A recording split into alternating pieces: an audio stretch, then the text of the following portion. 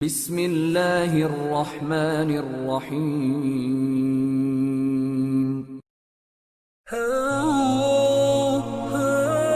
حدیث نبی صلی اللہ علیہ وآلہ وسلم۔ آپ صلی اللہ علیہ وآلہ وسلم نے فرمایا، 3 خصلتیں ایسی ہیں کہ جس میں یہ پیدا ہو جائیں اس نے ایمان کی مٹھاس کو پا لیا۔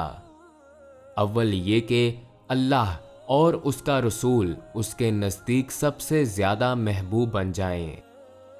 دوسرے یہ کہ وہ کسی انسان سے محض اللہ کی رضا کے لیے محبت رکھے۔ تیسرے یہ کہ وہ کفر میں واپس لوٹنے کو ایسا برا جانے جیسا کہ آگ میں ڈالے جانے کو برا جانتا ہے۔ صحیح بخاری حدیث نمبر 16۔